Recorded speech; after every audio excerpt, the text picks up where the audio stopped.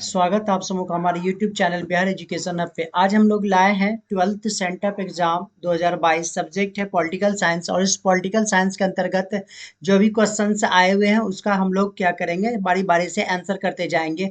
Next जब class होगी तो उसमें मैं डिस्क्रिप्शन के तहत या फिर मैं उसे डिटेल में बता दूंगा। तो पहले हम लोग आज चलते हैं। सबसे पहले इसका क्वेश्चन आंसर करेंगे। तो पहला क्वेश्चन है संविधान सभा का 12वां और अंतिम अधिवेशन कब हुआ था? इसका 12वां और अंतिम अधिवेशन हुआ था 24 जनवरी 1950 को। नेक्स्ट है भारतीय संविधान पूर्ण रूप से किस दिन लागू हुआ था?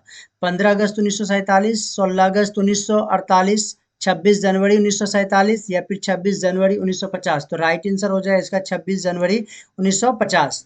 तो नेक्स्ट हम लोग चलते हैं। संविधान के किस भाग को आयरलैंड के संविधान के किस भाग को आयरलैंड, यहाँ पे देखिए आयरलैंड के संविधान से लिया गया है। तो आयरलैंड के संविधान से जो लिया गया है वो है आपका राज्य के नीति निर्देशक तत्व। नेक्स्ट हम लोग देखते हैं संविधान सभा के अध्यक्ष कौन थे? संविधान सभा के अध्यक्ष थे डॉक्टर राजेंद्र प्रसाद। नेक्स्ट हम लोग 5 नंबर में देखते हैं डॉक्टर भीमराव अंबेडकर संविधान सभा की किस समिति के अध्यक्ष थे? ये प्रारूप समिति के अध्यक्ष थे।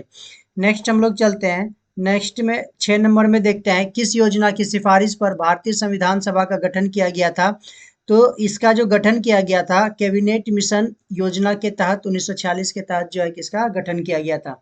नेक्स्ट हम लोग चलते हैं कि किस दल ने संविधान सभा की बैठकों का बहिष्कार किया था? तो ये जो बहिष्कार किए थे ये थे मुस्लिम लीग। नेक्स्ट हम लोग चलते हैं संविधान सभा में मनोनीत सदस्यों की संख्या कितनी थी? तो मनोनीत सदस्यों की संख्या अगर पूछा जाए तो राइट आंसर हो जाएगा आपका 93। नेक्स्ट हम लोग आगे बढ़ते हैं। संविधान ने किस भाषा को राजभाषा का दर्जा दिया? ये सभी को पता है, ये हिंदी राइट आंसर हो जाएगा। नेक्स्ट है प्रतिनिधि सरकार की प्रमुख विशेषता है? तो प्रतिनिधि सरकार की जो है वो संसदीय सरकार हो जाएगी। नेक्स्ट है चुनाव आयोग और मुख्य चुनाव आयुक्त से संबंधित व्यवस्था संविधान में किस अनुच्छेद के अंतर्गत रखा गया है? तो ये जो अनुच्छेद हो जाएगा राइट आंसर हो जाएगा आपका अनुच्छेद 324। नेक्स्ट है मुख्य चुनाव आयुक्त तथा अन्य चुनाव आयुक्तों की नियुक्ति किसके द्वारा की जाती है? तो इसकी जो चुनाव होती है ये राष्ट्रपति के द्वारा कराई जाती है। मुख्य चुनाव आयुक्त का कार्यकाल कितने वर्षों का होता है? तो ये जो होता है 6 वर्ष का होता है या फिर 65 वर्ष की आयु तक जो भी पहले होगा वो हो जाएगा कार्यकाल उसका। नेक्स्ट हम लोग चलते हैं संविधान के किस अनुच्छेद के अंतर्गत मंत्रिपरिषद सामूहिक रूप से लोकसभा के प्रति उत्तरदायी होती है? तो ये जो होती है ये अनुच्छेद 75 के अनुसार से होती है। नेक्स्ट क्वेश्चन है भारतीय उपराष्ट्रपति का निर्वाचन किया जाता है कैसे? भारतीय उपराष्ट्रपति का संसद के दोनों सदनों के माध्यम से जो है उपराष्ट्रपति का चुनाव होता है। नेक्स्ट है राज्य की कार्यपालिका शक्ति निहित होती है? तो ये निहित होती है राज्यपाल में। राज्य की अगर कार्यपालिका के बारे में पूछेगा तो राज्यपाल हो जाएगा और केंद्र में हो जाएगा तो आपका राष्ट्रपति हो जाएगा। नेक्स्ट क्वेश्चन की ओर बढ़ते हैं। दोनों सदनों की संयुक्त बैठक की अध्यक्षता कौन करता है? तो ये लोकसभा के अध्यक्ष करते हैं। नेक्स्ट हम लोग बढ़ते हैं 18 नंबर में संसद की प्राक्कलन समिति के सदस्य कौन होते हैं? तो प्राक्कलन समिति के सदस्य होते हैं लोकसभा के सदस्यों में से चुने जाते हैं। किसमें से? लोकसभा के सदस्यों में से चुने जाते हैं इसको। नेक्स्ट राज्यसभा में कोरम के लिए निर्धारित सदस्यों की संख्या कितनी होती है? ये इसका राइट आंसर हो जाएगा आपका 25। नेक्स्ट हम लोग चलते हैं विधान परिषद के सदस्यों का कार्यकाल कितना होता है? कि इसका हो जाता है 6 वर्ष के लिए। 42वें संविधान संशोधन द्वारा किस विषय को समवर्ती सूची में जोड़ा गया है? तो ये जो समवर्ती सूची में जोड़ा गया है ये हो जाएगा आपका जनसंख्या नियंत्रण। राइट आंसर क्या हो जाएगा? जनसंख्या नियंत्रण। भारतीय संघ में एकात्मकता का कौन लक्षण है? एकात्मकता का लक्षण क्या? एकहरी नागरिकता के कारण हम लोग में एकता की भावना का विकास होता है, इसलिए राइट आंसर ए हो जाएगा। नेक्स्ट है संविधान संशोधन के तहत पंचायती राज संस्थाओं का कार्यकाल कितने वर्ष का होता है? तो इसका 5 वर्ष आपका राइट आंसर हो जाएगा। नेक्स्ट है निम्न में से पंचायती राज के प्रबल समर्थक कौन थे? तो ये सभी के सभी प्रबल समर्थक थे पंचायती राज के, इसलिए राइट आंसर आपका सभी हो जाएगा। नेक्स्ट है 73वें संविधान संशोधन द्वारा, देखिए यहाँ पे लिखा हुआ है 73वें संविधान संशोधन द्वारा संविधान में कौन सी अनुसूची जोड़ी गई है? तो 25 का राइट आंसर हो जाएगा। 11वीं अनुसूची को इसके अंतर्गत जोड़ा गया था। नेक्स्ट हम लोग चलते हैं भारत के संविधान में 42वां संविधान संशोधन किस वर्ष वर्ष किया गया था? तो देखिए 42वां संशोधन किया गया था 1976 ईस्वी में 42वां कराया गया था।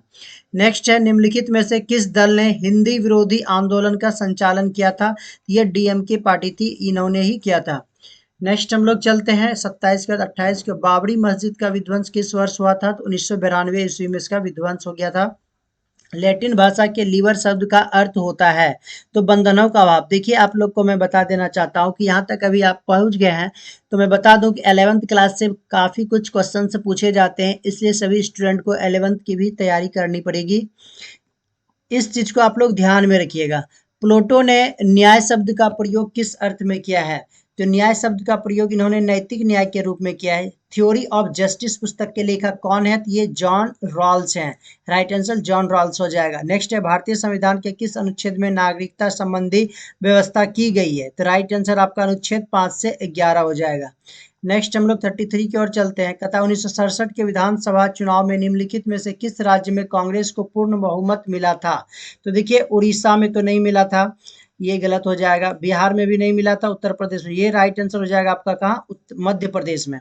किस वर्ष गोवा भारत संघ का पूर्ण राज्य बना था? तो ये बना था 1987 ईस्वी में। नेक्स्ट हम लोग चलते हैं, कांग्रेस के विभाजन किस वर्ष हुआ था? कांग्रेस का विभाजन 1969 ईस्वी में इसका विभाजन हो चुका था। 67 में थोड़ा सा इसकी पार्टी डगमगा गई थी। नेक्स्ट है, किस देश ने भारत पर आक्रमण कर पंचशील का उल्लंघन किया था? तो इसका राइट आंसर हो जाएगा आपका चीन। नेक्स्ट है, भारत और पाकिस्तान के बीच 1972 में कौन से समझौते पर हस्ताक्षर हुए? तो राइट आंसर हो जाएगा शिमला समझौता पे हस्ताक्षर किया गया था। नेक्स्ट है, किसने कहा कि दोष होते हुए नौकरशाही एक अपरिहार्य आवश्यकता है? ये कहने वाले थे मैक्स वेबर महोदय ने ऐसी बातें कही थी। नेक्स्ट है, 1975 में आपातकाल की घोषणा करने वाले राष्ट्रपति का क्या नाम था? फखरुद्दीन अली अहमद थे। नेक्स्ट है, शिवसेना किस राज्य का क्षेत्रीय दल है? ये जो है महाराष्ट्र के हैं। नेक्स्ट, मेधा पाटेकर का नाम किस आंदोलन से जुड़ा हुआ है? तो नर्मदा बचाओ आंदोलन से ये जुड़े हुए हैं। किस संविधान संशोधन के द्वारा पंचायतों में महिलाओं को आरक्षण प्रदान किया गया है? 42वां, 44वां, 65वां या फिर 73वां? तो देखिए इसमें जो महिलाओं को पंचायती में हुआ था 73वां संविधान के अंतर्गत जो है संविधान संशोधन के अंतर्गत आरक्षण प्राप्त किया गया था, इसको दिया गया था। बहुजन समाज पार्टी के संस्थापक कौन थे? बहुजन समाज पार्टी के संस्थापक काशीराम थे। निम्नलिखित में से कौन एक गुट निरपेक्ष आंदोलन के जनक नहीं है? देखिए ये तो जनक थे, ये भी थे, ये मतलब तीनों थे। ये जनक थे, ये भी जनक थे, ये भी थे, लेकिन अराफात नहीं थे, इसलिए राइट आंसर आपका बी हो जाएगा। नेक्स्ट है, संघाई सहयोग संगठन में कितने सदस्य देश हैं? तो देखिए संघाई में जो है आपका 7 हो जाएगा। मैं सातों का नाम बोल देता हूँ। कजाकिस्तान, चीन, पाकिस्तान, उज्बेकिस्तान, किर्गिस्तान, रूस और ताजिकिस्तान। ये 7 जो थे संघाई सहयोग संगठन के सदस्य देश हैं। नेक्स्ट है, एशिया का कौन सा देश G8 समूह का सदस्य है? G8 सदस्य का समूह इसमें से कौन है? तो देखिए भारत G8 का नहीं है, इसलिए राइट आंसर इसका क्या हो जाएगा? जापान हो जाएगा। पाकिस्तान भी नहीं है और चीन भी नहीं है। और 8 जो जी समूह देश हैं उसका मैं नाम बता देना चाहता हूँ। क्या है? कनाडा, फ्रांस, जर्मनी, इटली, रूस, अमेरिका और यूनाइटेड किंगडम, और साथ में जापान तो है ही जिसका मैंने क्लिक किया है। नेक्स्ट हम लोग बढ़ते हैं, आसियान को मुक्त व्यापार क्षेत्र बनाने का निर्णय कब लिया गया था? तो इसको 2003 ईस्वी में लिया गया था। नेक्स्ट है, दक्षेश में कुल कितने राष्ट्र हैं? तो दक्षेश में अगर राष्ट्रों की संख्या पूछा गया है तो इसमें हो जाएगा 8 आंसर हो जाएगा आपका। अब ये 8 जो है कौन कौन से हैं? नेपाल, भूटान, मालदीव, भारत, पाकिस्तान, बांग्लादेश और श्रीलंका है ये। नेक्स्ट हम लोग बढ़ते हैं, मानवाधिकार परिषद की स्थापना कब हुई थी? मानवाधिकार परिषद की स्थापना कब हुई? तो 2006 ईस्वी में हुई थी। भूमंडलीकरण किस विचारधारा पर टिका हुआ है?